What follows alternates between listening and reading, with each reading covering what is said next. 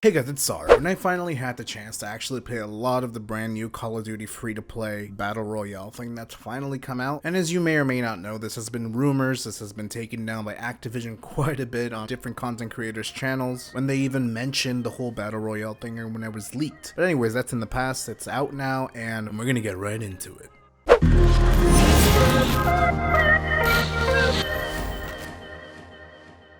So anyone that's actually followed me for a long time knows that I have been playing Call of Duty since, I don't even know. Honestly, I don't remember. I remember playing Modern Warfare, Modern Warfare 2, Modern Warfare 3, Ghosts, Black Ops, Black Ops 2, Black Ops 3, Black Ops 4. I've played them all. I've played basically every single one. And unfortunately, every single year, it's basically the same thing. You just go in, the maps basically are the same layout every single time. They may look different, but the way that you actually flood players in is always in 3 different directions, and it's always the same thing. Now we know Black Ops 4 actually released a Battle Royale last year, and it didn't really do too well. It was fun at first, and it was smooth, but it did have its issues as well. Now the only issue with that is that it wasn't free to play. Anyone that had the game could just play it, but the game itself also had some issues with loot boxes and stuff like that. But moving into Modern Warfare, it's actually been the only Call of Duty game that hasn't had a DLC that you need to buy or download with a season pack or anything like that. It's actually been really cool, and they just have unlimited updates, and they keep updating it, and now they have a free-to-play Battle Royale. Now I'm gonna be honest with you guys, there are 2 modes to Warzone. Warzone is this whole update that just came out. Warzone is the Battle Royale or Plunder. Now the Battle Royale, I don't have to explain what Battle Royale is to you. If I do, I have no idea where you've been in the last 4 or 5 years where this has been such a phase. When you have Fortnite, when you have PUBG, Cuisine Royale, Firestorm from Battlefield, you have Apex Legends, even Dying Light has one, but it's just on PC for now. But anyways, moving away from that, it's always the same thing. Essentially, there are 100 players, 50 players, whatever the case for any of these games. Doesn't matter how many players. There's a bunch of players. The last one to live is the winner. It's basically what it is. So essentially, you have either fire, you have a gas, you have some type of laser field, you have something that's closing in on the entire map as a circle. Now, inside the circle, it's safe. Outside of that circle, you will die. It's always the same thing. Some games do it a little bit differently, where they introduced a little bit different stuff, but it's always the same thing. Now, you die, you don't come back.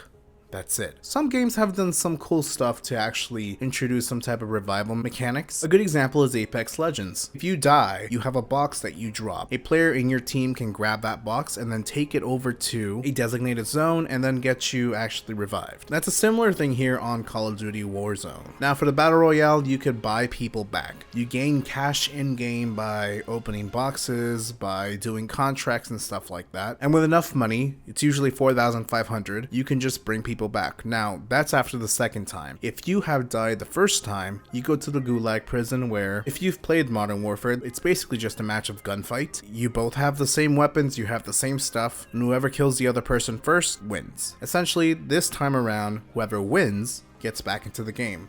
That only happens once though. After that, if you die again, your teammates have to bring you back by purchasing your redeployment in the marketplace. Inside the game, there's different markets around the map. So that's the basics of it. Now with Plunder, I'm obsessed with it. This brings something different. It is a Battle Royale in a lot of ways, but it's not. It's essentially the same big ass map as it is on the Battle Royale. It's not that huge, but it's still pretty big. That's what she said. You have cars, you have helicopters, and you have different things you can use. The thing with this mode, however, is the team that wins is based on how much money you have in game. So you're collecting as much money as you can in game from doing contracts, from opening the cash boxes around the game. Now the major difference here is that you already start out with the loadout that you have in game. So for Modern Warfare players, you already have a loadout, and you know that you have certain weapons and they unlock different things. This is probably going to be a little more difficult for the free-to-play players because they could level up, but they don't really have any of the weapons or the accessories that comes with those weapons until they level up,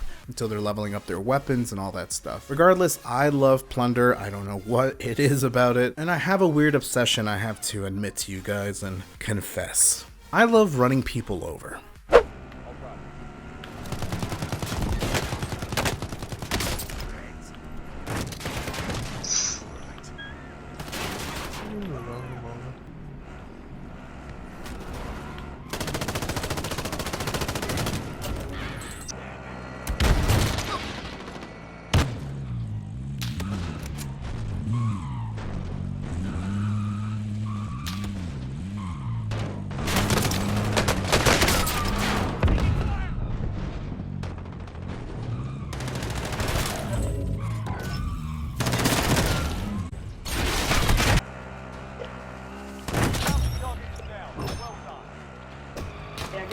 HP and deleting you so you did.